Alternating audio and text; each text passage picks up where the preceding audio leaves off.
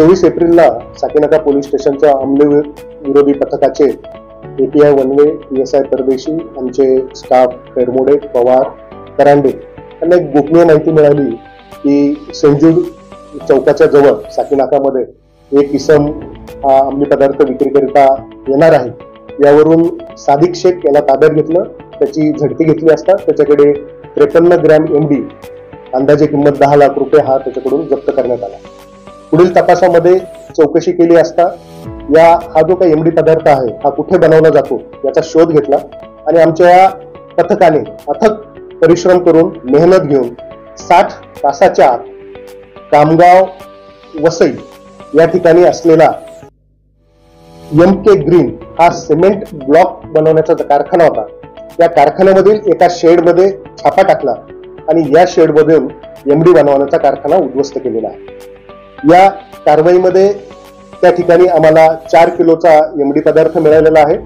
त्याच प्रकारे MD बनवण्यासाठी उपयोगी असणारं सेंट्रिफ्युगल मशीन की जे शुद्धीकरणासाठी आणि त्याचप्रमाणे लिक्विड पासून सॉलिड बनवण्यासाठी वापरलं जातं आणि 2 रेफ्रिजरेटर 300 लिटर कॅपॅसिटीचे की जे हे स्नो कुलिंग करून जो काय सॉलिड MD बनवलेला आहे त्याचं क्रिस्टलायझेशन करण्यासाठी वापरलं जातं, हे तिथून जप्त केलेलं आहे।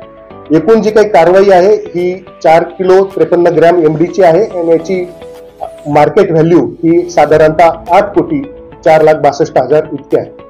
आमच्या साकीनाका पोलीस स्टेशनने सलग 2023 मध्ये एक कारखाना उद्ध्वस्त केलेला आहे, सन 2024 मध्ये 2 कारखाने उद्ध्वस्त केलेले आहेत आणि सन 2025 मध्ये आतापर्यंत हे एक लखनौचा एक कारखाना आणि हा वसईचा एक कारखाना असे 2 कारखाने उद्ध्वस्त केलेले आहेत।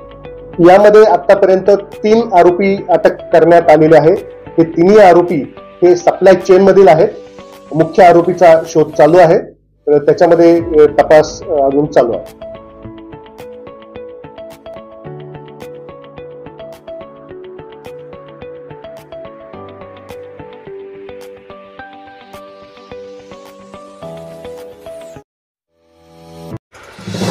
नवीन घडामोडी पाहण्यासाठी आजच आम्ही मुंबईकर 24 तासला लाईक करा, सबस्क्राईब करा आणि अपडेट रहा।